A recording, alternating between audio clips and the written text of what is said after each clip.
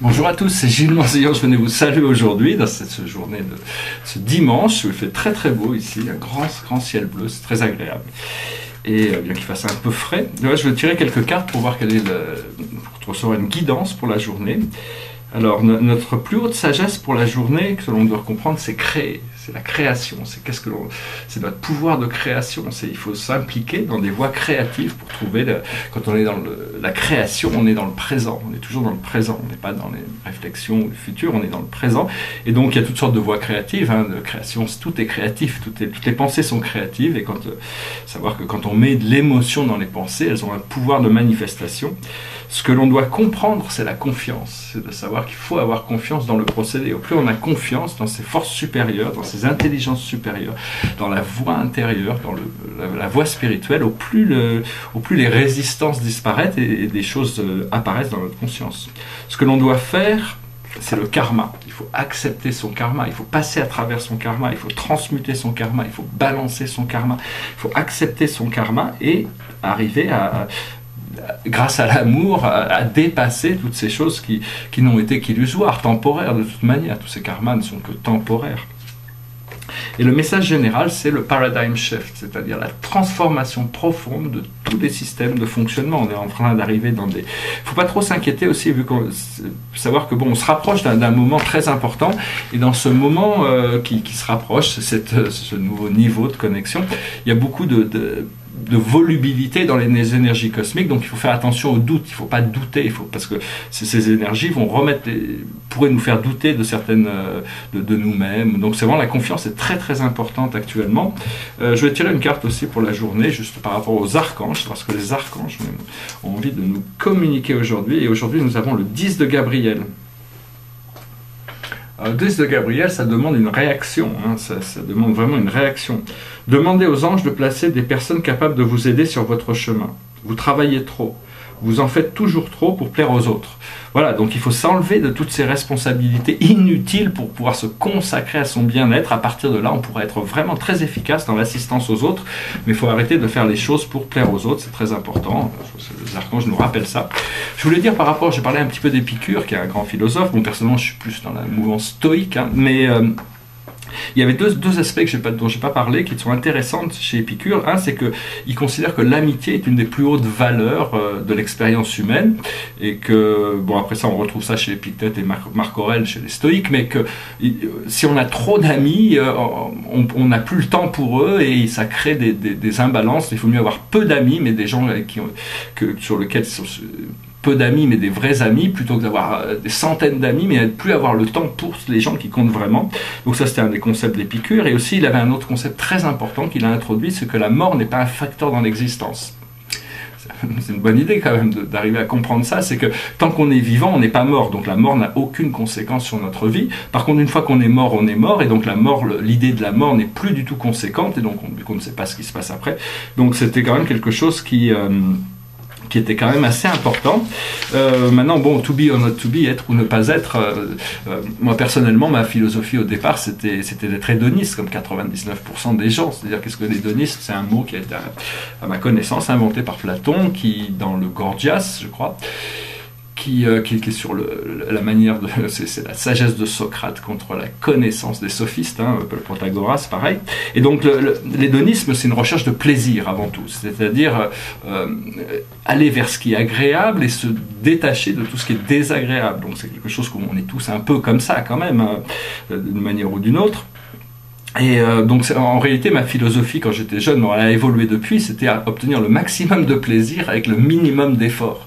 C'était quelque chose de naturel.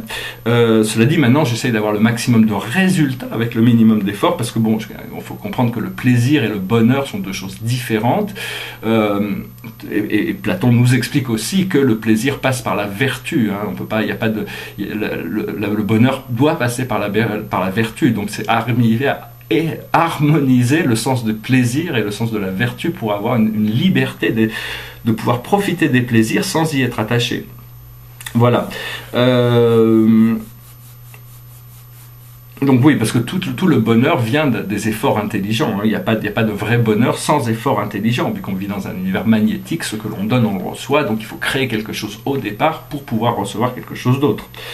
Il y a une entité aussi dont j'avais parlé, c'était la déesse Mat, qui est représentée généralement comme un personnage assis dans la mythologie égyptienne. C'est une déesse que je connais assez bien, qui a eu des influences dans ma vie, qui je continue à communiquer. Il faut savoir que Mat, c'est une déesse qui fait partie de ce groupe de responsabilités cosmiques qui sont les seigneurs du temps, c'est-à-dire qui surveillent toutes les lignes temporelles, et ils ont des pouvoirs d'influence dans notre vie. Souvent, toutes ces entités m'ont aidé, des fois consciemment, des fois inconsciemment, donc j'ai beaucoup de gratitude pour toutes les implications du monde spirituel. Mat était connue pour étant... une fois que les âmes avaient passé par le rôle de la Menti, étaient décédées, pour rentrer au domaine d'Arulu, le paradis terrestre, il fallait pouvoir peser son cœur par rapport à une plume, une toute petite plume blanche. C'est-à-dire que si notre cœur était au moins aussi léger qu'une plume blanche, on pouvait rentrer. Si notre cœur était trop lourd, on devait revenir s'incarner pour transmuter tout ça.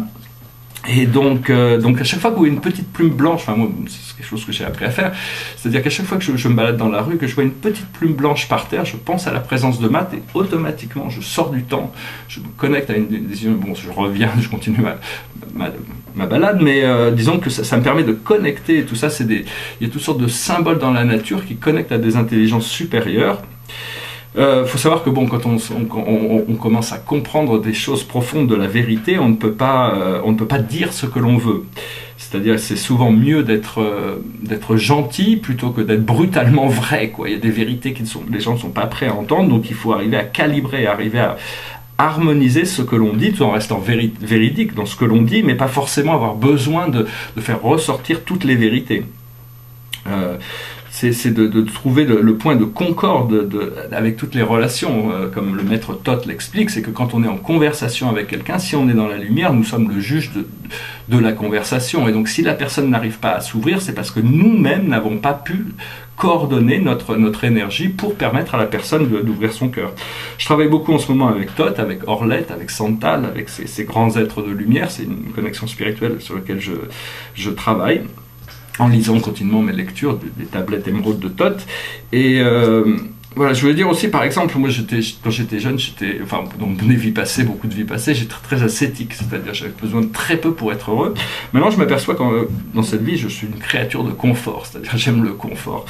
Et ce qu'il faut, c'est se concentrer, simplifier sa vie le maximum pour pouvoir profiter de la vie. À partir du moment où on est où on se trouve comblé, même avec peu, on peut recevoir plus, on peut s'ouvrir vers des voies qui peuvent nous permettre d'attirer plus à nous. Donc c'est arriver à avoir de la gratitude pour ce que l'on a, pouvoir partager ce que l'on a, pour pouvoir en recevoir plus. Parce que si c'est ce que la vie nous a donné, si on le retient trop, tant qu'on est retenu par ces choses, il vaut mieux les partager, comme ça la vie peut nous en apporter plus. Voilà, j'espère que ce message aura été intéressant pour vous. Je vais finir par un petit commentaire sur certains tableaux.